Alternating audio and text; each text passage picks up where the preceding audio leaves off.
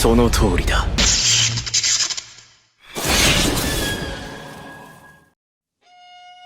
Bienvenido, Beyonder. En el video de hoy hablaremos sobre el mito de la creación y el sistema de pociones junto con las 5 formas en las que un Beyonder puede perder el control. Elementos que surgen en una reveladora plática entre Klein Moretti y Dan Smith. Casi todo el video tratará de esto, pero como siempre, vayamos de manera ordenada. Quédate. Al arribar a la compañía de seguridad Blackthorn, la fachada de los Nighthawks, Klein fue recibido por Roseanne y esta escena en particular fue fielmente adaptada al donghua para hacer un breve repaso con el fin de no saltarnos algún detalle importante. Roseanne se unió a los Nighthawks 3 años atrás a la edad de 17 años y trabajaba dentro del cuerpo civil, es decir, no es una Beyonder. La razón detrás de su afiliación se debe a que su padre, quien también trabajaba para los Nighthawk, falleció trágicamente en el oficio 5 años atrás. Más específicamente, se sacrificó por sus compañeros. Está claro por qué ella dice que Dan Smith es algo próximo a una figura paterna. De resto, la plática e incluso anécdotas que le cuenta a Klein están en el donghua, como la de Leonard cayendo por las escaleras. Un dato que elijo mencionar aquí para que no se nos olvide es que en la intersección subterránea, Roseanne le señala que de seguir derecho está la puerta de Janice, a la derecha la armería, el depósito y los archivos, y a la izquierda tiene acceso a la Saint Selena Cathedral o Catedral Santa Selena.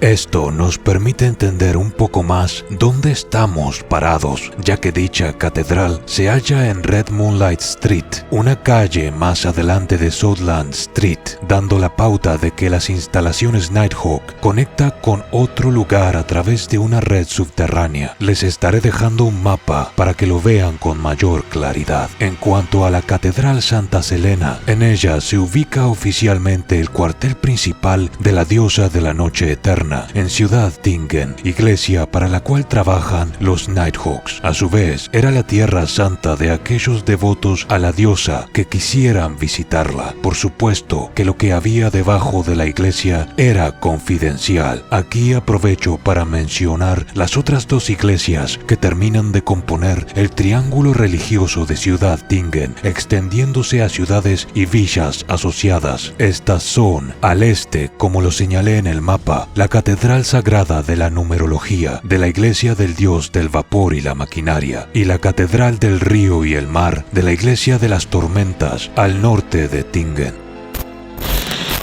Finalmente, una vez dentro de la oficina de Dan Smith, la cual se ubicaba enfrente de la puerta de Janice, de la cual hablaré cuando sea el momento indicado, el hombre le presenta el contrato que Klein debe firmar. El mismo, más o menos, contiene la misma información sobre la confidencialidad y demás que ya discutimos en el video anterior en sus cláusulas, salvo tal vez por el detalle de que los asuntos de cada iglesia son juzgados por ellas mismas, dado que cuentan con cortes y tribunales independientes al del reino de Loen en sí, estableciendo que si bien estos poderes del clero y del Estado trabajan juntos, son independientes. Acto seguido, Dan Smith extrae un documento peculiar de un cajón, uno que cuenta con los sellos del Departamento de Operaciones Especiales, la Policía del Condado de Agua y del Reino de Loen. En otras palabras, era una suerte de certificado que oficializaba la existencia de los Nighthawks. Burocracia, pero lo realmente sustancial que surge de esta conversación es que nos permite saber sobre las 7 unidades que se reparten la jurisdicción de Ciudad Tingen.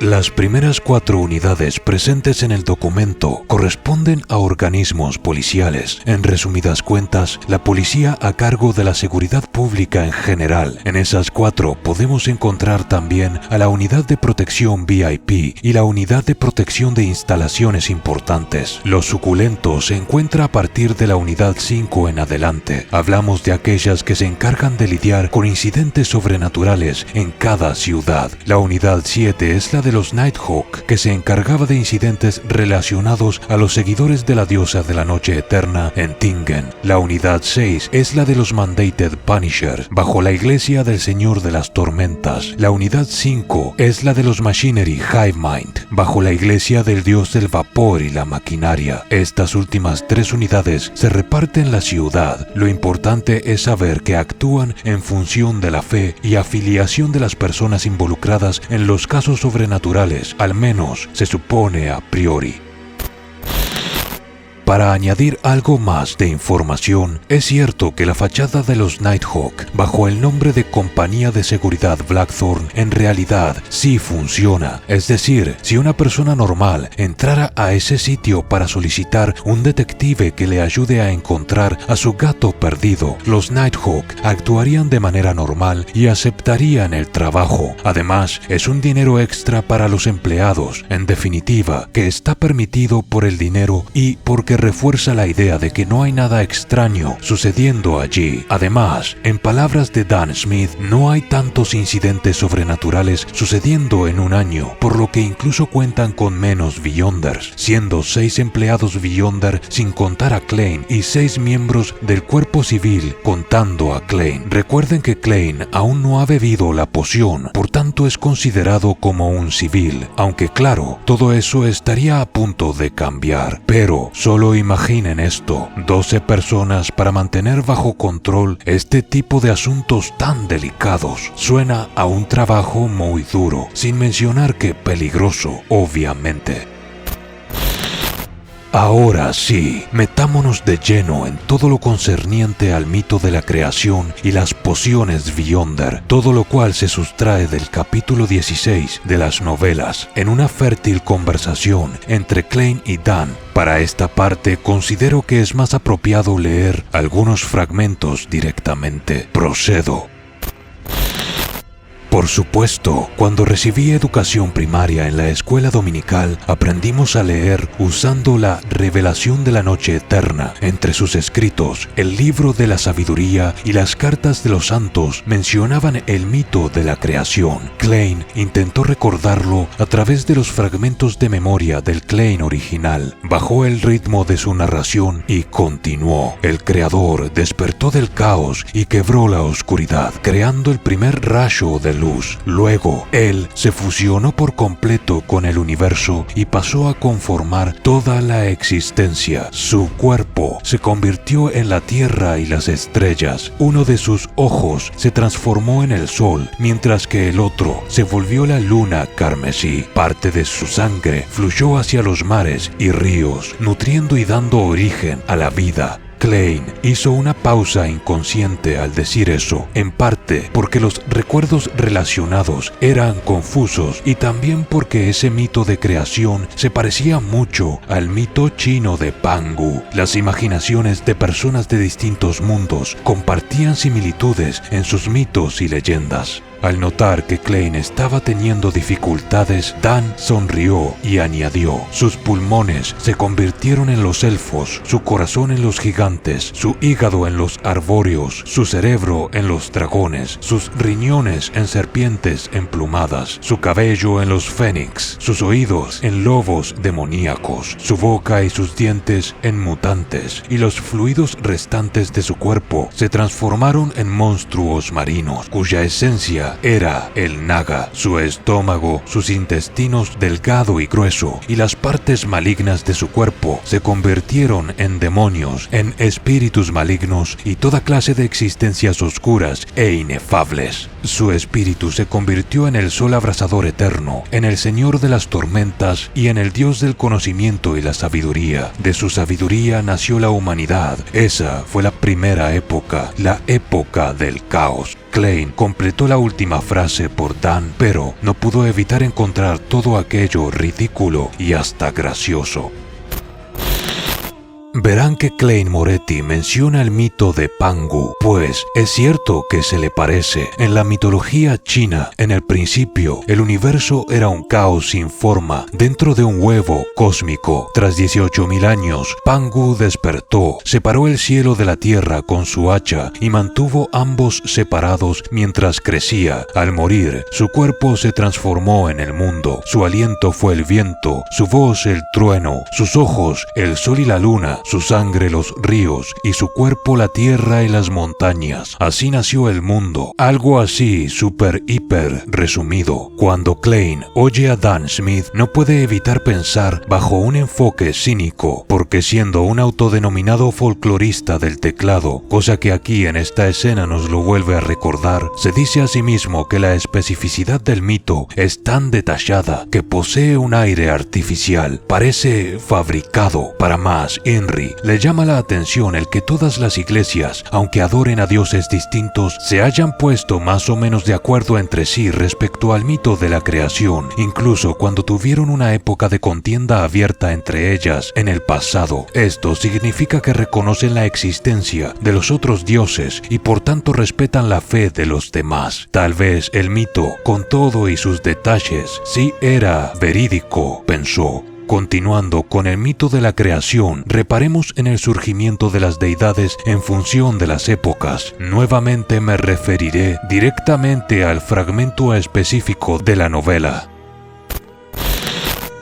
Hay algo que no encaja. ¿Por qué el Dios del sol abrasador eterno, el Señor de las tormentas y el Dios del conocimiento y la sabiduría nacen directamente del espíritu del Creador, pero la diosa no? Preguntó Klein. Según los registros prehistóricos de la revelación de la noche eterna, la diosa de la noche eterna solo despertó al final de la segunda época. Junto al Señor de las tormentas, el sol abrasador eterno y otros dioses, bendijo y ayudó a la humanidad a sobrevivir al cataclismo. A ese periodo también se le conoce como la tercera época, la época del cataclismo. Fue durante ese tiempo que también surgieron la madre tierra y el dios del combate. En cuanto al dios del vapor y la maquinaria, originalmente llamado dios de la artesanía, no nació sino hasta la cuarta época. Lo que pensaba Klein era que la jerarquía entre los dioses parecía evidente. La diosa sería una deidad de menor importancia. No, error. La diosa de la noche eterna está por encima del cosmos y es más eterna que la eternidad. También es la señora carmesí, la madre del velo, la emperatriz del azar y el horror, y la dama del reposo y el silencio, añadió Klein al ser instado por Dan Smith. Por suerte, la madre de Klein era una devota creyente de la diosa. En vida, recitaba esas palabras todas las noches durante la cena, aunque los recuerdos del Klein original estaban fragmentados. No todo se había perdido. ¿Qué simboliza la señora carmesí?, preguntó Dan con un tono orientador. La luna roja, respondió Klein, y en ese mismo instante lo comprendió. ¿Y de qué parte del creador provino la luna roja?, preguntó Dan con una sonrisa. De un solo ojo, respondieron, intercambiando una mirada cómplice. Eso no era menos impresionante que el Señor de las Tormentas, formado de un tercio del espíritu del creador. En cuanto a las iglesias de la Madre Tierra y del Dios del combate, probablemente tenían explicaciones similares. Sin embargo, el Dios del vapor y la maquinaria había nacido demasiado tarde como para establecer una base mitológicamente fuerte. Por eso, su iglesia había sido débil durante más de 1000 años. Solo con la invención de la máquina de vapor pudieron aprovechar la oportunidad para estar al nivel de los otros dioses.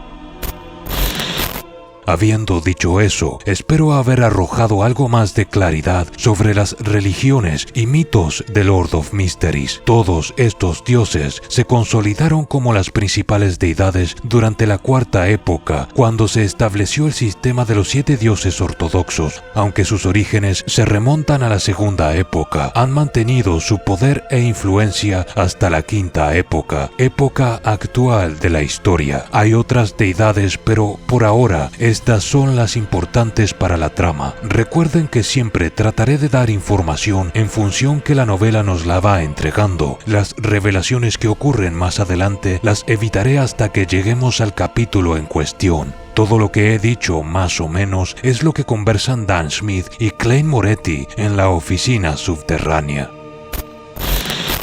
Bien, pasemos entonces a hablar del sistema de pociones. En palabras de Dan Smith, según esta conclusión, los humanos protegidos por los dioses fueron capaces de resistir a los gigantes, demonios y mutantes. Con el tiempo, descubrieron métodos para obtener el poder de los Beyonders. Esto se lograba utilizando partes correspondientes de espíritus malignos, dragones, monstruos, árboles mágicos o treants, flores o cristales, y combinándolas con otros materiales para elaborar pociones. Al consumir y absorber dichas pociones, se adquirían distintos poderes. Esto es conocimiento común dentro de los estudios del misticismo. En este proceso, nuestros antepasados aprendieron a base de dolorosas lecciones que consumir pociones de grado alto o extraordinarias podía traer consecuencias trágicas. Hay 3 posibles desenlaces. Primero, la muerte mental y la desintegración total del cuerpo. Cada trozo de carne se convertirá en un monstruo o espíritu aterrador. Segundo, la personalidad sería alterada por los poderes contenidos en la poción. La persona se volvería fría, insensible, irascible o muy sensible, cruel, tal vez indiferente. Tercero, trastorno mental. Perder la cordura en el acto, volviéndose más demoníaco que un demonio. Eso es lo que significa perder el control.